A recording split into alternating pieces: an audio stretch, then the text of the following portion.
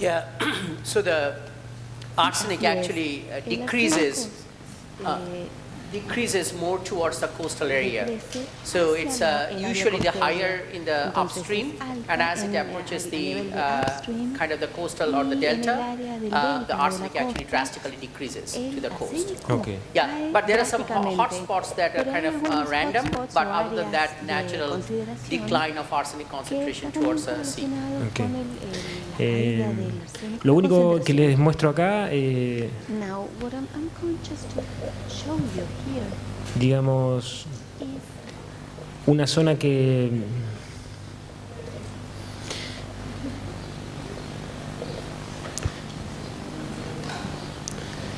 en la figura B, ahí se puede ver que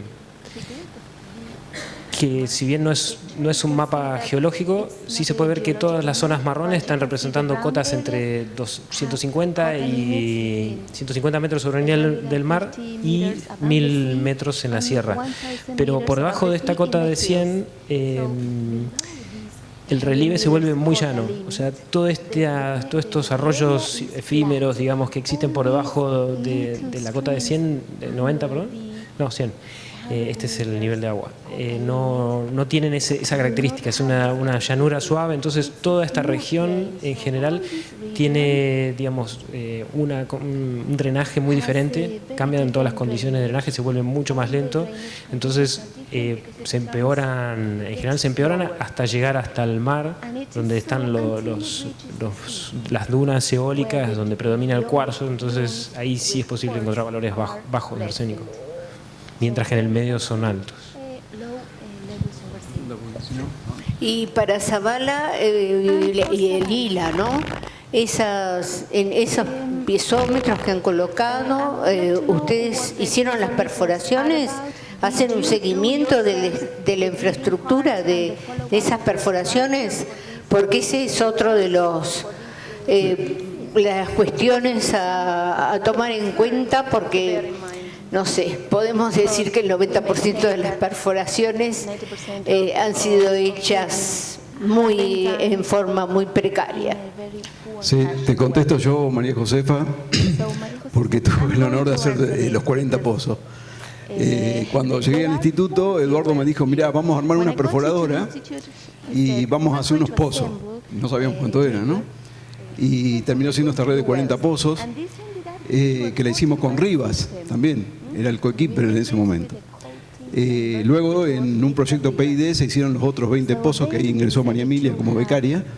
Y también pero los pozos están todos bien controlados. De hecho, hasta cuando hacíamos no sé si alguien sabe de perforaciones, pero cuando hacíamos el pozo para el agua de la perforadora, también tomábamos nota de cómo era el suelo en cada lugar, ¿no? O sea que lo hicimos, los mismos profesionales hicimos las perforaciones.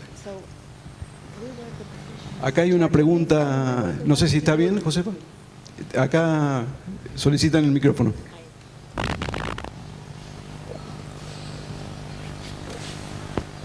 ¿Qué tal? Buenas tardes. Bueno, Kevin Murphy de la Universidad Nacional de La Plata, licenciado en Geología. Antes que nada, bueno, agradecerles a todos. La pregunta es para la primera disertante.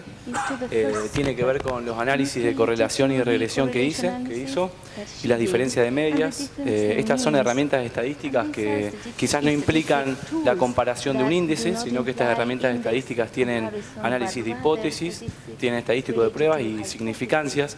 Quería saber si estos análisis se hicieron, si las variables le daban con distribución normal, si pudieron hacer test estadísticos o no.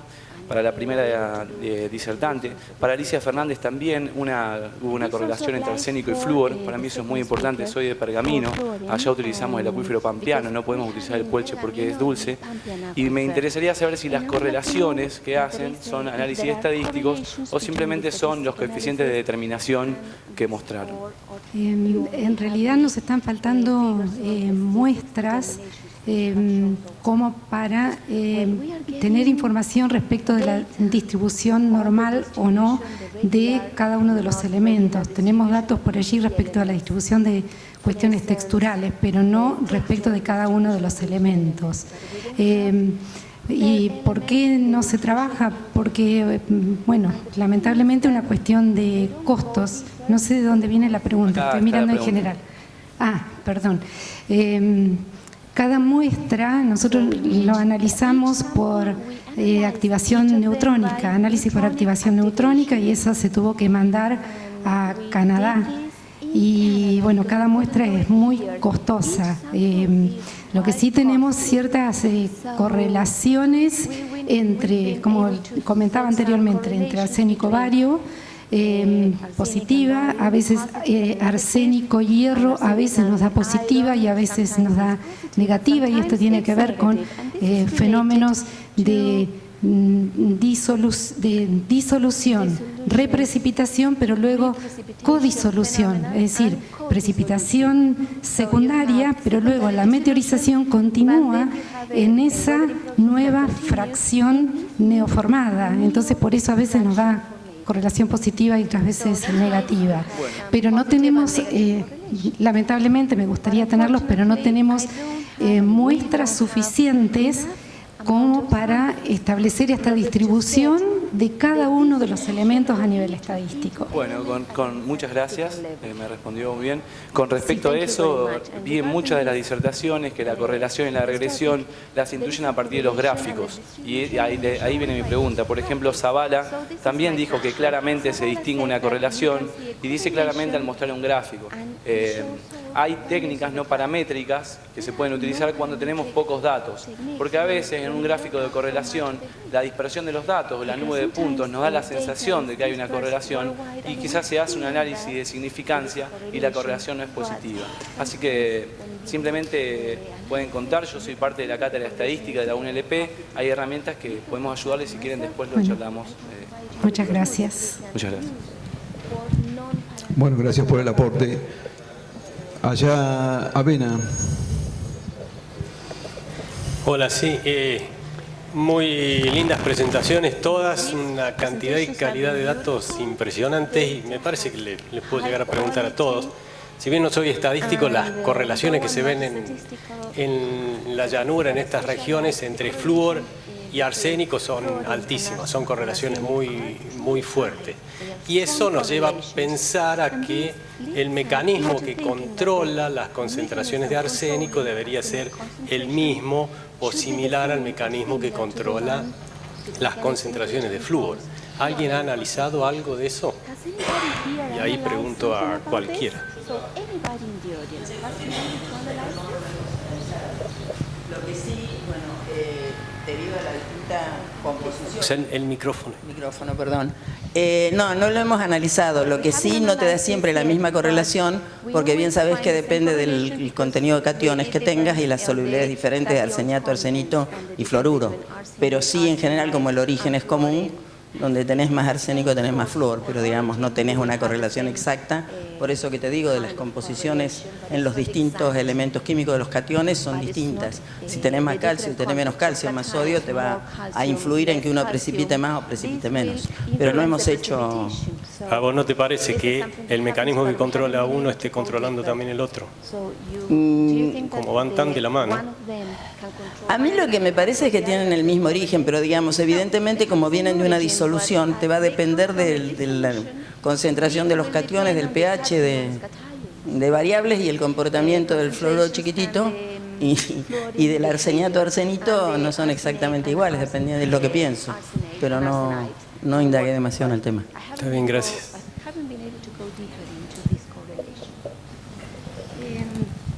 En realidad, cuando te dije que no teníamos suficientes muestras, me refería a la cuestión de fase sólida. Sí, sí hay muestras suficientes para establecer correlaciones, y eso si querés después conversarlo con Martín Espósito, que está sentado ahí atrás tuyo, con respecto a la presencia de arsénico en agua. Él hizo tratamiento estadístico, pero no en la fase sólida. Nosotros en la fase sólida lo que hicimos fue muestrear la secuencia completa a nivel suelo. Tenemos una secuencia de suelo-sedimento hasta los 60 metros de profundidad en la zona de Bahía Blanca, pero no tenemos una cantidad de muestras suficiente a nivel espacial como para establecer correlaciones a nivel elemental y su distribución. Sería fantástico que pudiéramos hacerlo. Hola, mi nombre es Fernando, soy bioquímico y la pregunta anterior yo quiero relacionarla. En la mayoría de los análisis que efectúo con respecto al arsénico va asociado con la fluorosis. Mayormente el flúor está presente y en grandes cantidades. Por si aclárala, pero mayormente el flúor siempre está, salvo algunos casos. Yo lo tengo asociado a la fluorosis, al arsénico. Sí, allá hay una pregunta atrás. Vamos a tratar de ser breves porque estamos tratando de ponernos en horario, pero pueden consultar. Buenas tardes, mi nombre es Osvaldo Ramos, vengo de Bolivia. Quería hacer la pregunta para la doctora Fernández. Los peces que han analizado en el lago, ¿qué tipo de peces son? Si son carnívoros o los que se alimentan en el sedimento. Y para la doctora Blanco, ¿qué tipo de extracción secuencial usan? Y también para Sebastián, ¿qué tipo de extracción secuencial usan? Porque hay diferentes tipos de extracción secuencial. Está el doctor Nicoli, de Dolt. Quisiera un poquito que me aclaren este tema. Gracias. Bueno, contesto en relación a los peces y ya te paso a María del Carmen. En general, más que nada, nos focalizamos en el pejerrey, porque es el que más comemos, que es carnívoro, creo.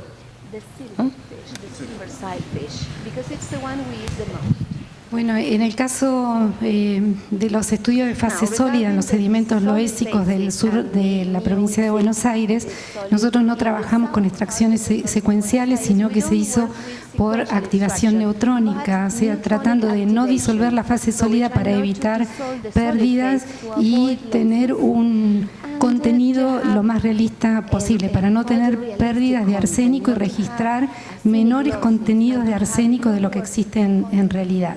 Lo que sí estaba viendo que por allí se mostraron algunos trabajos hechos con extracción secuencial y los valores que obtuvimos fueron más o menos similares, un poco más elevados en el caso de ellos. Contesto yo a la pregunta de Osvaldo. Nosotros usamos un esquema de Dold. Dold es uno de los que diseñó el esquema, combinado con el esquema de Seón, porque el esquema de Seón incluye la parte de desorción desde los óxidos de hierro. El de Dold no está diseñado para eso. Y permítanme, quería hacer un comentario respecto a la pregunta del flúor y el arsénico. Yo creo que, además del posible origen común, también hay un comportamiento hidrogeoquímico similar. De manera de que los dos son aniones y los dos tienen que ver con la absorción sobre los diferentes materiales que absorben, tanto óxidos de hierro, manganeso y aluminio. Y están relacionados con, con los bicarbonatos, que son el gran competidor, porque debido a su gran abundancia en estas zonas, es el anión que probablemente compita más por esos sitios de absorción. Por eso siempre tenemos correlación positiva entre flúor y arsénico, pero también arsénico con bicarbonatos y también flúor con bicarbonatos. Bueno, si no hay más preguntas, luego podemos continuar. Bueno, una más. La última. Breve, por favor. Yo soy Gianfranco, vengo de Manchester, estoy haciendo un doctorado en temas similares a los que trabajan aquí. Y me llama la atención que en los perfiles que mostraron aquí, no sé si te lo saltaste, Leo, o no, pero el tema redox, ¿en qué parte entra? Porque no, o sea, es importante y al principio cuando mencionas los mecanismos posibles, se enfoca más en el tema como de la desorción en medio alcalino, oxidante, pero queda como el paréntesis de qué pasa con la otra, porque seguro que hay parches donde se dan situaciones reductoras también, ¿no? Claro. Sí, me la pasé porque estaba medio lento. Gianfranco me preguntaba respecto a estas variables. No, mejor. estas variables. En un grupo menor de muestras, en torno a 15, si no me equivoco, medimos el pH en todas y calculamos este valor de potencial redox.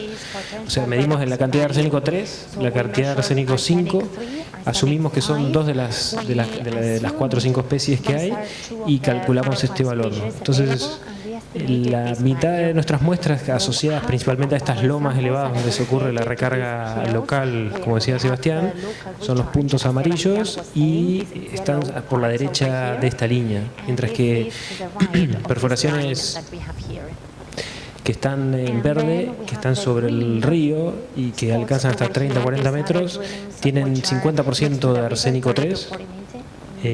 Son puntuales, están en los ríos y en general un poco más profundas, pero en general el panorama es que la llanura pampeana es un mosaico, digamos, de estas zonas levemente elevadas y deprimidas, quizás conectadas con río, con descarga constante, y entonces se puede ocurrir que una perforación toda la vida una persona la haya tomado y esté en esta posición baja y sea la mitad o un cuarto o un octavo de arsénico 3 y el resto de arsénico 5.